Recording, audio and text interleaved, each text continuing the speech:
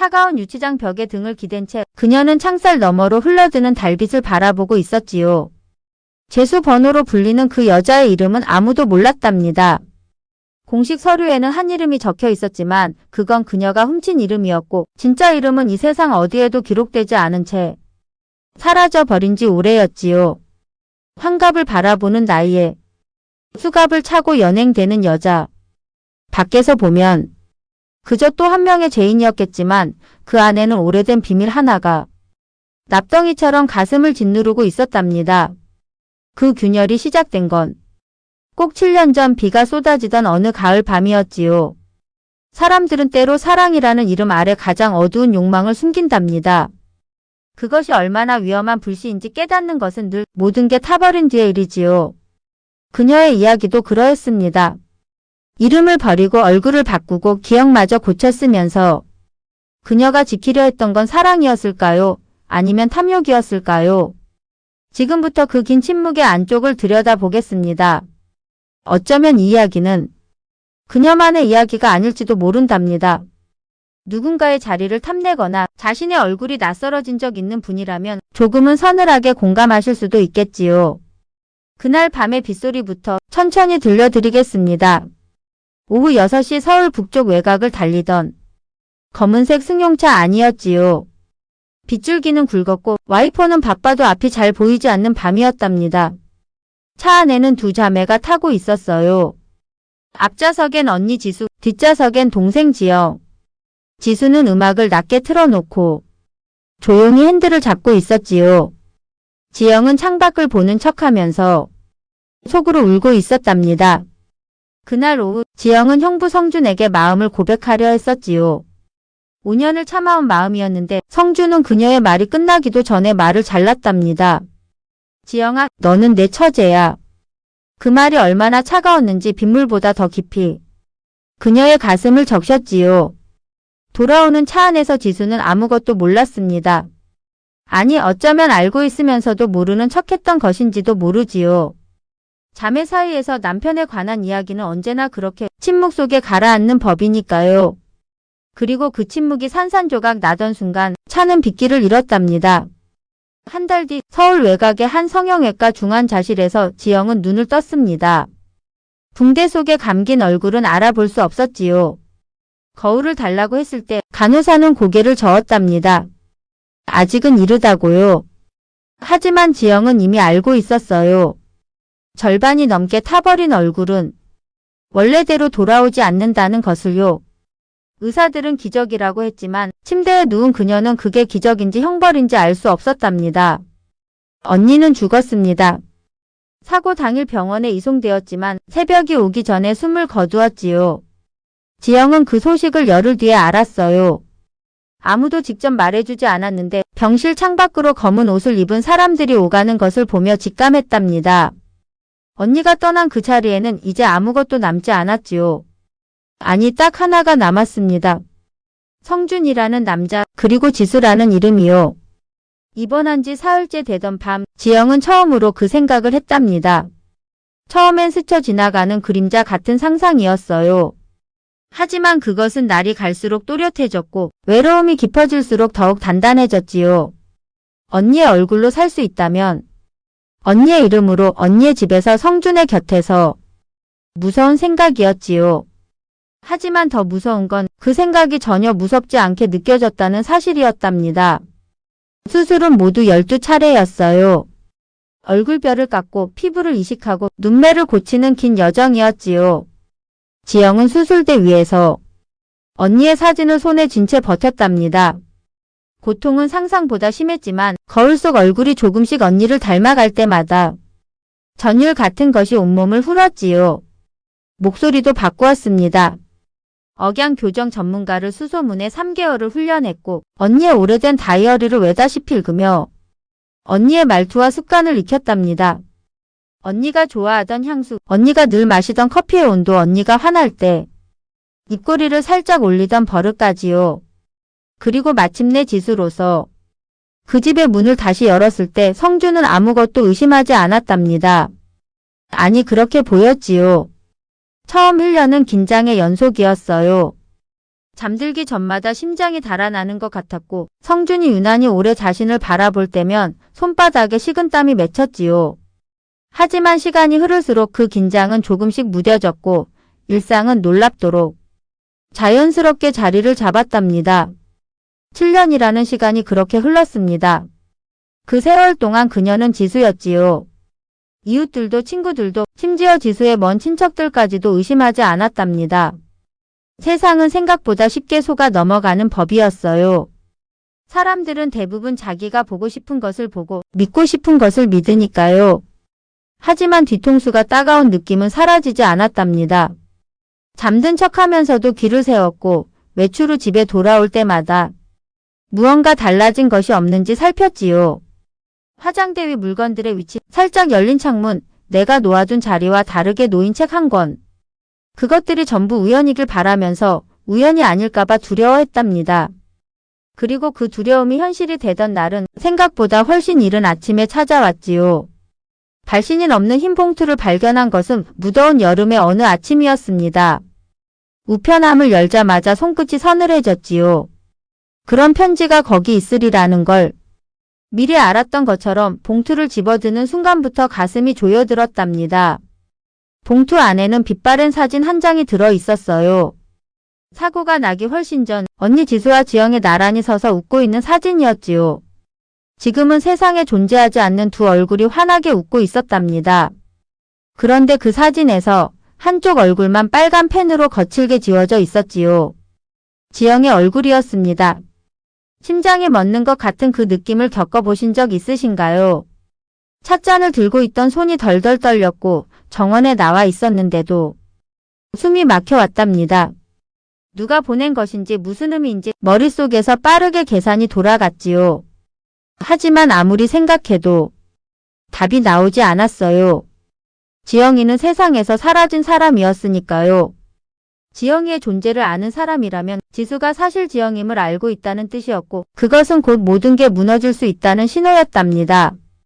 그 봉투를 등 뒤로 감추던 바로 그 순간 성준이 다가와 조용히 물었지요.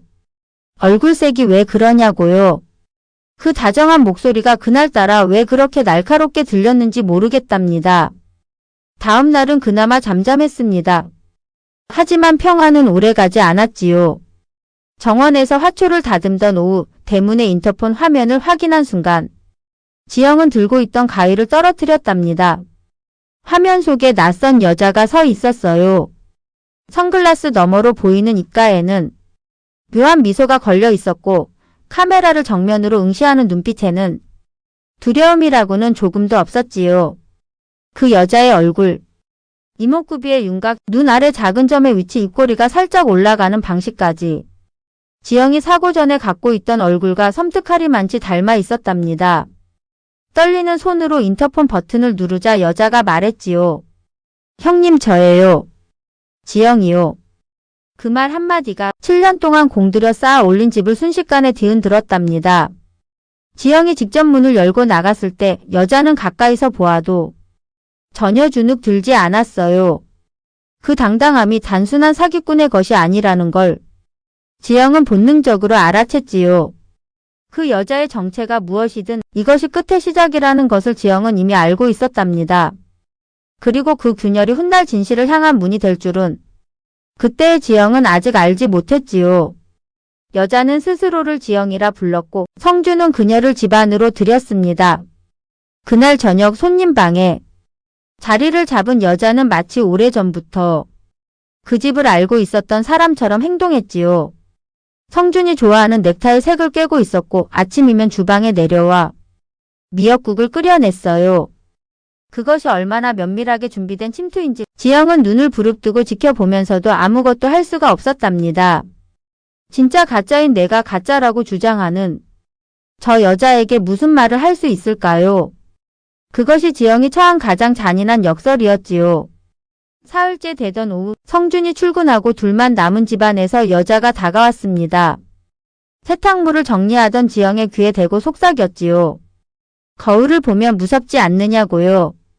남의 얼굴로 사는 것이 생각보다 힘들 텐데라고요. 지영은 손에 든 수건을 꽉 쥐었습니다. 심장이 터질 것 같았지만 담담한 척 피곤한가 보다며 방에 들어가 쉬라고 했지요. 그때 여자가 주머니에서 작은 녹음기를 꺼냈습니다. 재생 버튼을 누르자 흘러나오는 목소리는 지영 자신의 것이었답니다. 사고 직후 병원 침대에서 혼자 중얼거렸던 말들이었어요. 언니 미안해. 하지만 이제 내가 지수로 살게. 형부는 내가 더 사랑하니까. 그 고백이 고스란히 담겨 있었지요. 세상이 멈추는 것 같았답니다. 당시 병실에는 아무도 없었는데 아니 누군가 있었던 걸까요? 지영은 다리에 힘이 풀려 그 자리에 주저앉고 말았지요. 여자는 앞에 쪼그리고 앉아 턱을 잡아 올리며 냉정하게 말을 이었답니다. 빗길에서 핸들을 꺾은 건 지영의 욕심이었다고요. 그러니 형부한테 이 녹음을 들려줄 수도 있다고요. 그 눈빛은 단순한 협박이 아니었습니다. 광기와 집요함이 뒤섞인 오래 갈아온 칼날 같은 것이었지요. 지영은 그제야 깨달았답니다. 저 여자는 돈을 원하는 게 아니라는 것을요. 이집과 성준 그리고 지영의 가짜 인생 자체를 파괴하고 싶은 사람이라는 것을요. 그날 밤 늦도록 잠들지 못한 지영이 거실로 내려갔을 때 어둠 속 계단 아래서 성준의 목소리가 들려왔습니다. 아직 안 잤느냐고요. 평소와 다른 그의 눈빛이 지영의 가슴을 찔렀지요. 무언가 깊은 곳까지 들여다보는 것 같은 아니면 이미 모든 것을 알고 있는 사람의 눈빛이었답니다. 그가 물었어요. 지영이가 돌아온 게 당신은 정말 기쁘냐고요. 그 질문에 지영은 아무 대답도 하지 못했습니다. 침묵은 어둠 속에 무겁게 내려앉았고 두 사람 사이의 거리는 단 한 걸음이었지만 그것이 얼마나 먼 것인지 지영은 그때 비로소 실감했지요. 성준의 눈에는 다정함도 분노도 없었답니다. 오직 오래된 피로 같은 공허함만이 가득했지요. 그리고 그것이 지영의 세계가 본격적으로 무너지기 시작하는 밤이었답니다. 여자의 요구는 간단했습니다. 집의 모든 명의를 자신 앞으로 넘기고 지영은 유서 한 장 써놓고 사라지라는 것이었지요. 자살로 위장하든 행방불명이 되든 상관없다고 그러면 추악한 과거를 묻어주겠다고 했답니다. 성준도 나섰습니다. 이제 그만하자고 지수에게 돌려주자고요. 7년을 함께 산 사람에게 건네는 마지막 인사가 고작 그것이었답니다. 지영의 이름을 부르며 지쳤다고 말하는 그 목소리는 너무 평온해서 오히려 더 잔인하게 들렸지요. 사랑한다는 말 한마디 없이 눈물 한 방울도 없이 지영은 가방을 쌌습니다. 7년의 세월이 하나의 가방에 다 들어간다는 게 믿기지 않았어요. 화장대에 놓인 지수의 향수 하나, 성준이 생일에 사준 목걸이 하나. 이 집에서 지영의 것이라고 할 수 있는 물건은 아무것도 없었지요. 모든 것이 언니의 것이었고 모든 것이 빌린 인생이었으니까요. 마지막으로 성준을 위해 저녁을 차렸습니다. 불고기와 된장찌개. 사실 그 요리들은 지수가 아니라 지영이 잘하던 것들이었답니다. 언니는 요리에 서툴러서 늘 지영에게 부탁하곤 했었지요. 성준은 7년 동안 그것이 지수의 솜씨인 줄 알고 맛있다고 했고 지영은 그럴 때마다 가슴 한구석이 아프게 울렸답니다. 그 마지막 밥상 앞에 세 사람이 마주 앉았어요. 침묵만이 흐르는 가운데 수저 부딪히는 소리만 정적을 깨뜨렸지요. 여자는 승리자의 미소로 음식을 맛봤답니다. 언니 요리 솜씨는 여전하다며 비아냥거렸지요. 지영은 대꾸하지 않고 성준을 바라보았어요. 단 하나의 질문만 남아 있었지요. 정말로 한 번도 지영이로서의 자신을 사랑한 적 없느냐고요. 성준은 숟가락을 내려놓고 그녀를 똑바로 바라보았습니다. 그의 눈에는 연민도 분노도 없었지요. 그저 공허한 뿐이었답니다. 그가 말했어요. 지수가 되기 위해 너무 많은 것을 버렸다고 진짜 모습이 뭔지 이제는 모르겠다고요. 그 말이 비수처럼 꽂혔습니다. 지영은 조용히 일어나 현관문을 나섰지요. 어둠 속으로 걸어 나오는데 비가 내리기 시작했답니다. 7년 전 그날처럼요. 차가운 빗줄기가 뺨을 타고 흘렀는데 그것이 눈물인지 빗물인지 알 수 없었지요. 정처 없이 걷다가 정신을 차려보니 언니의 납골당 앞이었습니다. 늦은 밤이라 문은 닫혀 있었지만 지영은 그 앞에 주저앉아 통곡했지요. 언니한테 미안하다고 잘못했다고 언니 자리를 탐내서 벌을 받는 거라고요. 하지만 죽은 언니는 대답이 없었답니다. 차가운 대리석 벽만이 빗속에 서 있을 뿐이었지요. 그 밤이 길었답니다. 새벽이 가까워오면서 지영의 마음속에 무언가가 바뀌기 시작했어요. 눈물이 멈추고 나자 찬물처럼 명료한 분노가 자리를 잡았지요. 이렇게 당하고만 있지는 않겠다는 결심이었답니다. 저 여자가 누구인지, 어떻게 그 녹음을 손에 넣었는지, 성준과는 어떤 관계인지 모든 것을 밝혀내겠다는 다짐이었지요. 내가 잃어버린 것들을 되찾지 못하더라도 저 여자가 그것을 누리게 두지는 않겠다고요. 며칠을 걸렸습니다. 뒷골목 심부름센터를 수소문하는데 하루, 그곳을 통해 여자의 뒤를 캐는데 사흘이 걸렸지요. 남은 전 재산을 털어넣었답니다. 허름한 고시원 방 한 칸에서 지영은 밤낮 없이 전화를 붙들고 기다렸어요. 자신을 위해 쓰는 돈이 단 한 푼도 아깝지 않았지요. 그리고 마침내 충격적인 사실이 드러났답니다. 그 여자의 이름은 이민희. 38살. 성형외과 간호사 출신이었지요. 7년 전 지영이 수술을 받았던 바로 그 병원에서 일하던 여자였답니다. 민희는 지영의 수술 기록을 처음부터 보아왔어요. 얼굴이 변해가는 과정을 옆에서 지켜보면서 기회를 엿보고 있었지요. 그리고 혼자 울먹이며 병실에서 중얼거리던 지영의 고백을 몰래 녹음해 두었던 겁니다. 사고 당시의 블랙박스 영상도 어디서 구해왔는지는 몰라도 어딘가에서 손에 넣었던 거고요. 하지만 더 충격적인 건 그 다음이었습니다. 민희가 성준에게 접근한 방식이었지요. 성준의 사업이 기울기 시작한 것은 5년 전의 일이었답니다. 지영은 전혀 알지 못했어요. 성준은 겉으로는 아무렇지도 않은 척했지만 안으로는 심각한 재정 위기에 처해 있었지요. 그때 민희가 거액의 자금을 융통해 주었던 겁니다. 그 대가로 성준은 민희의 계획에 동의했어요. 가짜 지영으로 위장한 민희가 집에 들어오면 진짜 지영을 몰아내고 집의 명의를 넘기고 두 사람이 재산을 나누는 것이었지요. 성준이 사랑해서 민희를 선택한 것이 아니었답니다. 돈 때문이었지요. 그 사실을 알았을 때 지영은 웃었습니다. 미친 사람처럼 혼자 웃었답니다. 사랑이라고 생각했던 게 환상이었고 환상이라고 생각했던 것도 사실은 처음부터 계산된 거래였다는 사실이 어이가 없어서 눈물도 나오지 않았지요. 7년 동안 그가 다정하게 웃어준 것도 지수라고 불러준 것도 모두 알고도 눈 감아준 연기였을지 모른다는 생각이 들었지요. 그것이 사랑보다 더 잔인한 배신이었답니다. 분노는 사람을 움직이게 합니다. 지영은 그날 오후 탐정에게 받은 서류들을 정리하기 시작했어요. 민희의 진짜 신분증 사본, 성형외과 퇴직 기록, 그리고 성준과 민희가 나눈 계좌 이체 내역들까지요. 돈의 흐름은 거짓말을 하지 않지요. 성준이 사업이 어려울 때 민희 명의 회사에서 수억 원이 흘러 들어갔고 그 직후부터 민희의 집 방문이 시작되었다는 시간표가 고스란히 찍혀 있었답니다. 지영은 경찰서 민원실 번호를 눌렀습니다. 이번에는 도망치기 위해서가 아니었어요. 모든 것을 끝내기 위해서였지요. 사기 및 협박 그리고 성준의 횡령 혐의까지 모두 제보했답니다. 수화기를 내려놓는 손이 떨렸지만 무릎은 흔들리지 않았지요.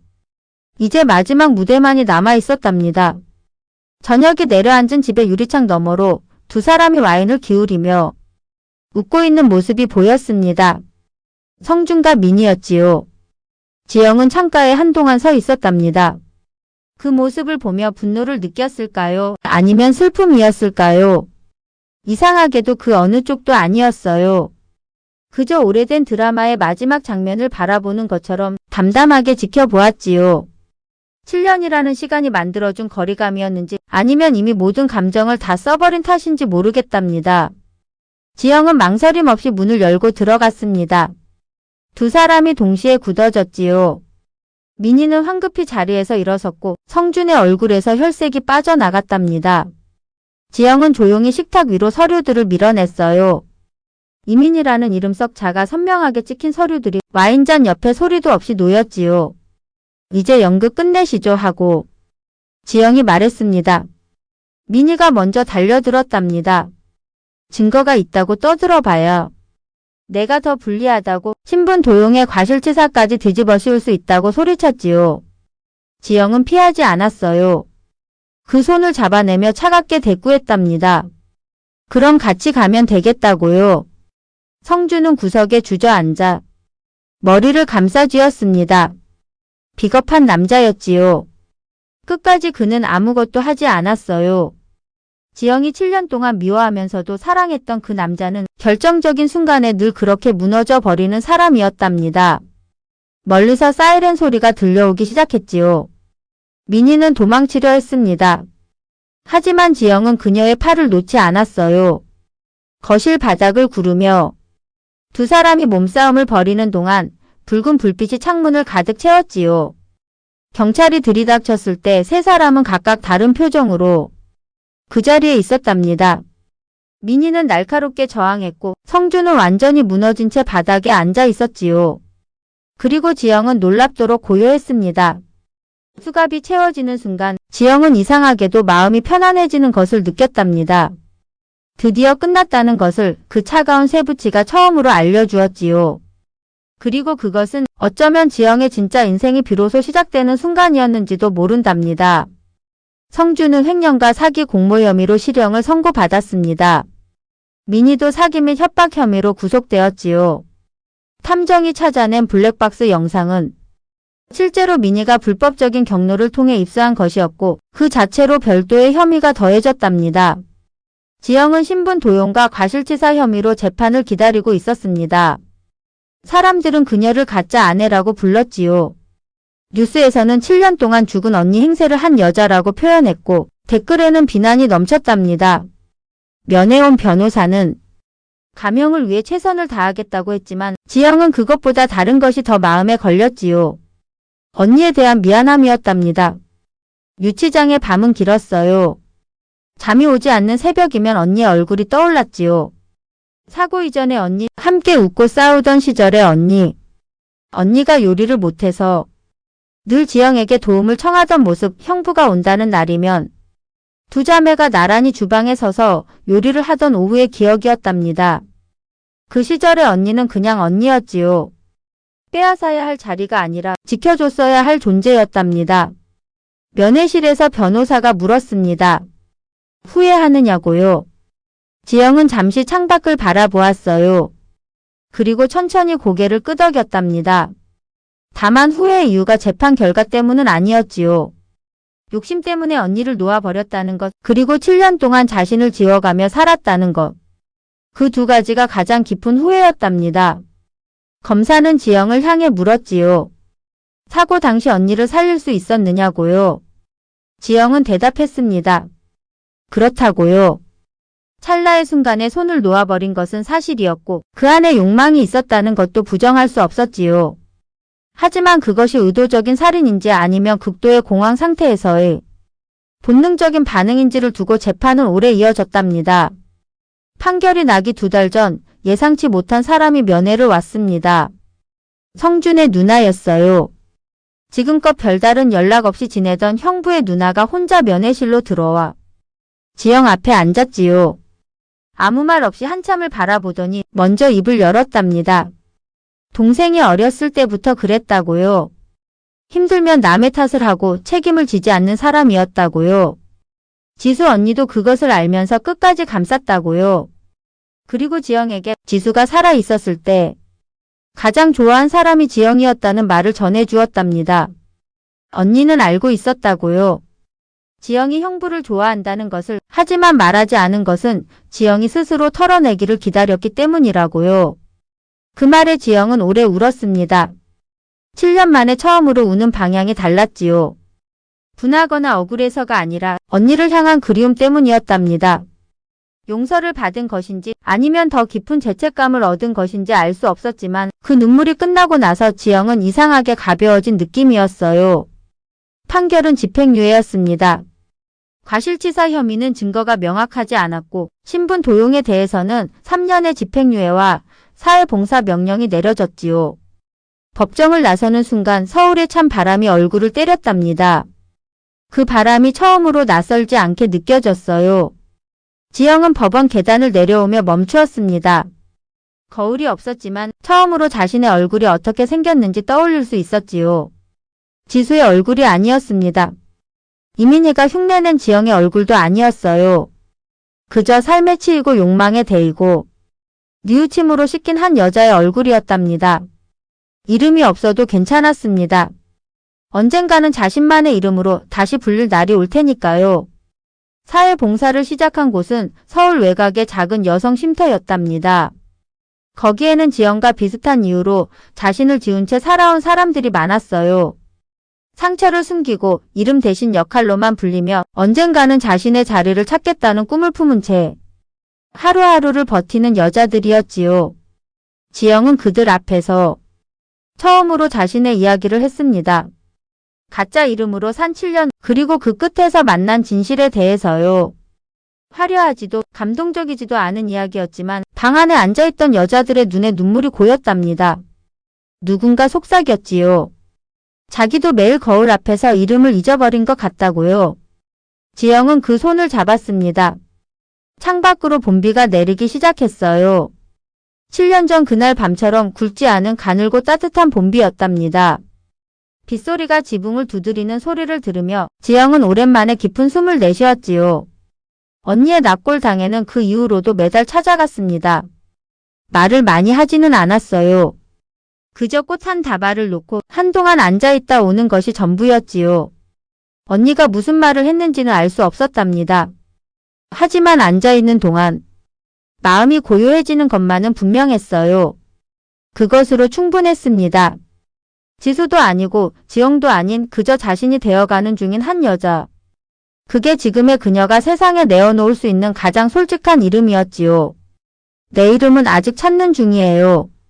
하지만 그렇다고 해서 더 이상 남의 이름 뒤에 숨지는 않을 거예요.